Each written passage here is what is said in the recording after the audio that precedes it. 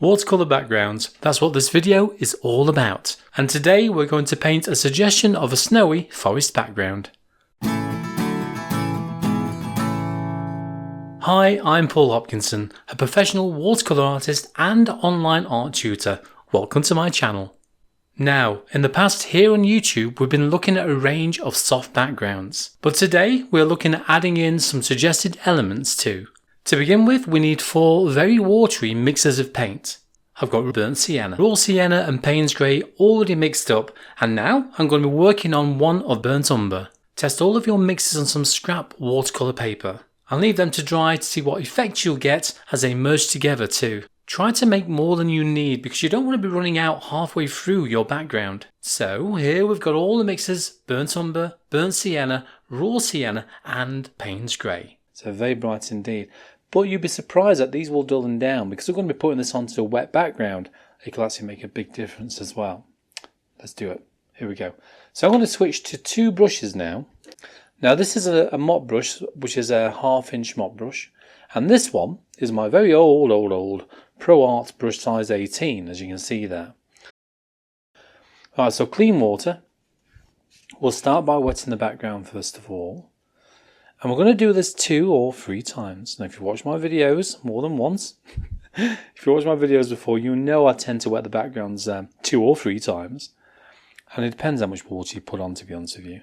Now my board here is on a very slight angle, so bear that in mind as well. And I like to have it on an angle, one because it kind of helps the flow of paint, but also it helps my back as well, because you know, if you're hunched over painting for hour after hour, enjoying the process of course, but you know, it can be telling on your back after a while. Now, are you ready for this? We'll start with the lightest colour first, and I'm looking at the reference photo. We've actually got some vertical lines in there, which are obviously going to be trees. But you can't really tell they're trees, it's just like a suggestion really. So first of all, we'll go for the raw sienna, just that one there. And we'll start popping this onto the paper. Now as I mentioned, because the paper's nice and wet now, one, it'll stay wetter longer because you've wetted it a few times.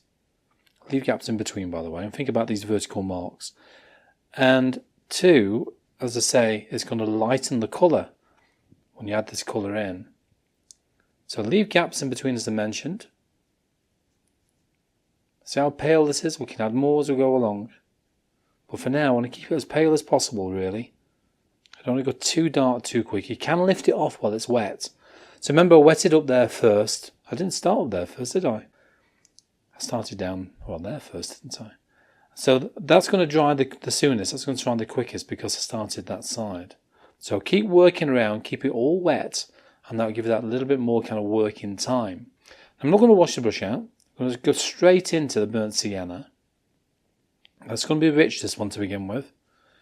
So burnt sienna, just a little bit more.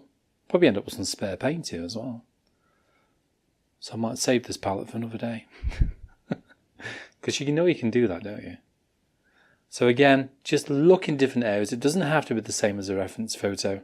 Just a suggestion of it. That's all we're looking for at the moment. Okay, so that's your burnt sienna. Then I'm going to go for a little bit of burnt umber. Now that's darker, isn't it? There you go. So burnt umber. Leaving gaps in between. Remember, don't completely cover it with the same colour. I want to kind of vary it. We want this to blend gradually as it goes along. We're actually quite fortunate with this painting as well, with the outline, because it's quite a straightforward outline, isn't it, as you look around. So there's no kind of complicated cuts in between little areas or anything like that. That's what I like about this. It's a little bit more, probably down here, I think. Oh, that's strong, isn't it? There you go. Take a little bit off the brush. Got some kitchen roll by the side of me here. Just lift it up. Flick it, lift it. A little bit more in there, I suppose. Oh, that's a strong one. Again, take a little bit off your brush. Just lift it and mix it in.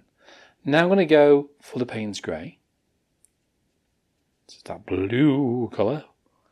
Again, I'm going to skip in different places here. I don't want to completely cover it in Payne's grey.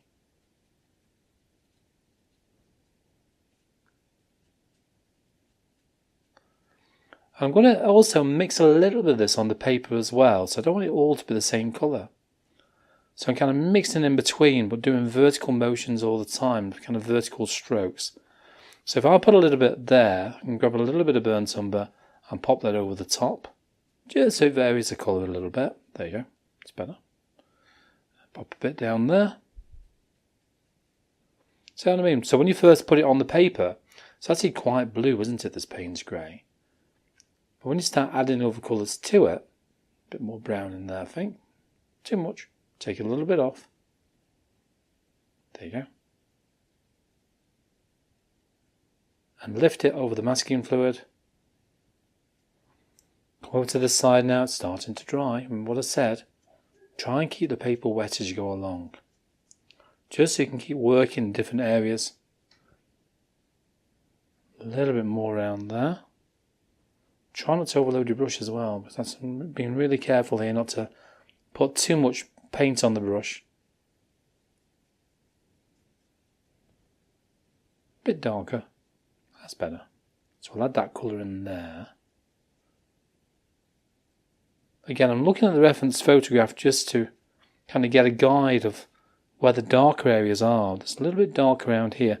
Also, you got to think about, as well as when you're adding this colour in, is that this side of the wolf, and it said fox then, this side of the wolf is actually quite light, so you need that dark behind there for that light to show through. Otherwise it won't show up. So you just need that little bit of dark in there, so just a bit of burnt umber over the top of that Payne's Grey. There you go. And then we can go back into a little bit of that raw sienna, just to kind of add a bit more brightness to certain areas if need be. Especially around there as well. You can see that on the reference photo. A little bit brighter on there. So you can see how long I'm working on this for because of the fact I'm keeping the paper wet. I'm constantly working it. Without rubbing too hard. Without trying too hard to kind of just get this colour in. I mean, obviously you don't want to spend too long on the background because it will dry. But also when we add the water effect over the top, we want that to stand out. So you do need a little bit of depth in there as well, a little bit of dark in places. Take your time. I know it's hard to say that when you're working on the background, I know. But there's no rush. Keep it wet. Think about where you've not been for a while. And head back up that area again. That's how long you can take on a background, as long as you, as I said, keep it wet. How many times have I said that now? Quite a few, haven't I? Okay, so just about there now, finally. Yay!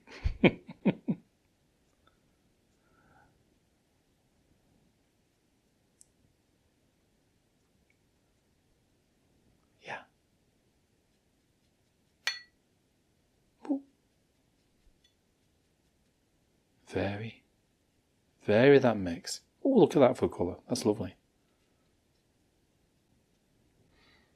Yep, I think that will just about do. I want to keep this fairly pale as I mentioned. And you can see it's starting to go off on the top there. So when I tilt this now, you can see how wet it still is there. You can see the cockling, so the bending of the paper, the warping of the paper. Now because I'm using a block pad, you find that that will dry nice and flat. But I need to leave this to dry once I put the watermarks on there in a minute. This will have to stay and leave it to dry naturally for about 2 or 3 hours. Depends how warm your room is, obviously. But that's going to go completely flat when it's dry. Just going to let it go off a little bit more because then I can start adding the water droplets around. So when you look at these, just while this is drying a bit, you're looking at these. This is when the background is really, really wet there, look. But this particular one is when the background is semi-dry. Not quite dry, but semi-dry.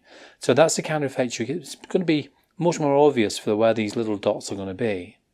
Now, to do this, all we need to do is I'm going to use my old acrylic mixing brush because this is a stiffer bristle brush. Okay, that's not easy to say on a morning video editing.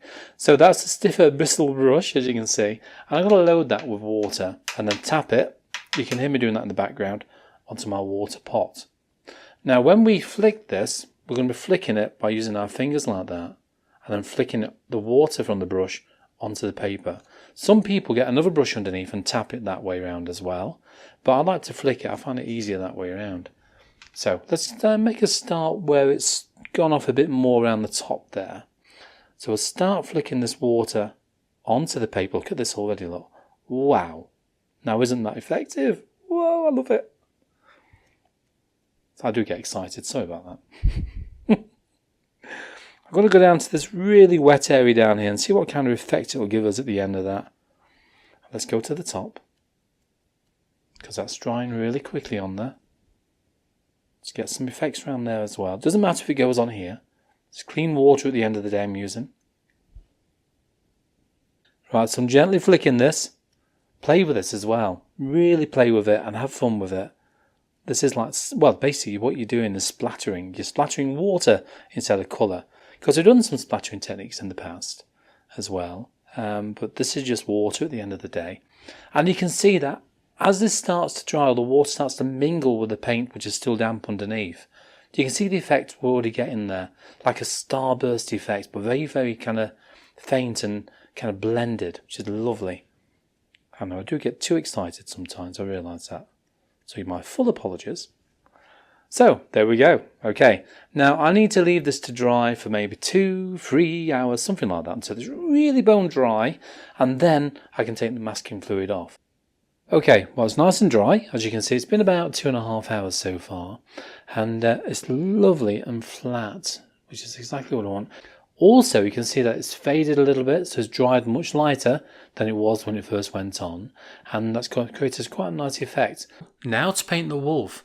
If you'd like to see me do some of that, click on the next video to the right, and I'll see you there.